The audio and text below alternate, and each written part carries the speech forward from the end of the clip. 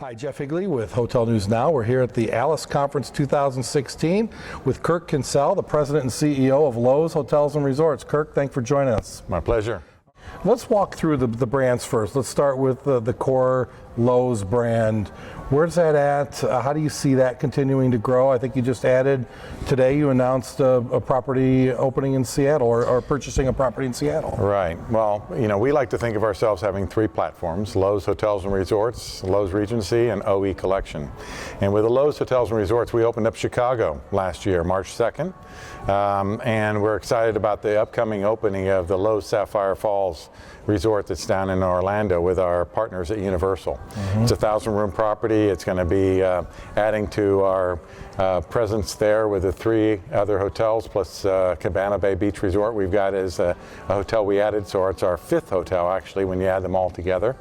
So Loews Hotels and Resorts, great group of hotels, all catering mostly to the group convention, but also the business traveler, and of course the families and leisure traveler.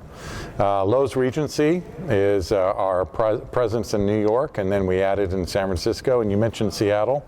We're acquiring Seattle. We'll be rebranding that hotel over the course of this next year to a Loews Regency. Okay. So excited about that. And then OE Collection with our first signing in Toronto. That'll be opening the end of this year. So talk about international. Loews for the past, one time had a property in London. What is in the future for international growth for all three platforms? Well, we would think that in the future there would be opportunities for growth domestically. We've got a lot of markets still to grow in. We're today, and I think it's 19 or 20 separate different markets, and look to continue to grow into the larger markets in the U.S. as well as secondary locations. But internationally, it's an opportunity for us on all three platforms. As a company of our size, we have already proven that you don't have to be big to be successful. So we don't feel compelled to have to run around the world and put dots on a map. So strategically, we'll look at opportunities for, we like ownership, so where there's an opportunity for acquisition and or management contract. Whether it comes in Europe probably first or Asia, either one will be appropriate. Those acquisitions that you're talking about, are those 100% acquisitions? Are you putting in sliver equity? How do you envision that working? Well, as a company, we own the lion's share of our portfolio. We're asset heavy, so to speak.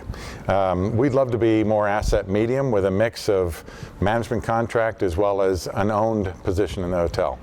Today we own 100% of many of our hotels. We also have 50% joint venture partners, which we enjoy. And then we also have some management contracts. So it's really what's appropriate in terms of that particular location and how we think about who might be bringing the deal to us. And your latest acquisition in Seattle, was that 100%? How did that deal shake out? Seattle is an acquisition that we will own 100% of, and again, we'll look to, over time, to find a partner to bring into that asset as appropriate. Mm-hmm. And how do you see the general landscape out there with transactions, with the gap between bid and ask, and how you guys bring to the table? What's your assessment of the whole landscape?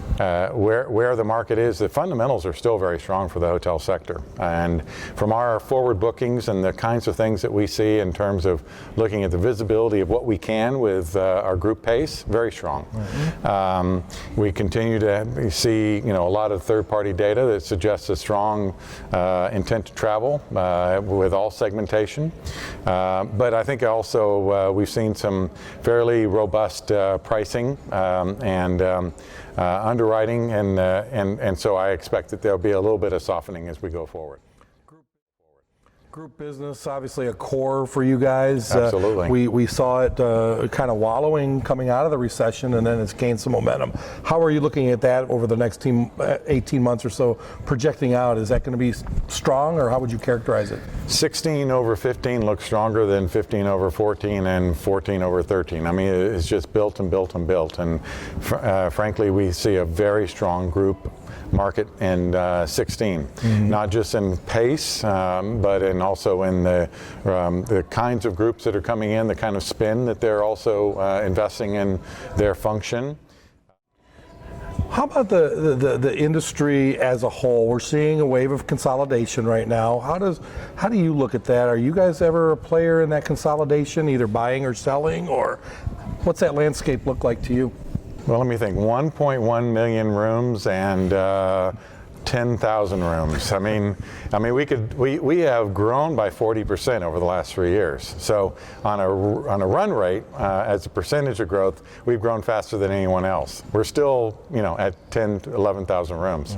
So we're not going to compete on the consolidation game. We don't have to. We're very successful in the markets in which we trade. As you're looking at your transaction philosophy, strategy, are you looking at one-off buys, or are you looking at portfolios of 3 or 5, or how do you plan on building your portfolio, and ultimately where do you think it'll end up? Yeah, ideally we could find a multi-hotel, acquisition. Yes, we've looked at M&A opportunities, but again, not to be a player on the big landscape, but more so just making sure that we can find a way forward that puts us in those strategic markets, and the top 25 gateway markets in the U.S. and for that matter globally, as we talked about. So, that would be preferred. But we're going to stick to, we like the position at luxury near luxury with our customer, and so we have different opportunities at each of those concepts, Loews Regency, OE Collection, and Loews Hotels and Resorts, at a similar price point but with a different experience.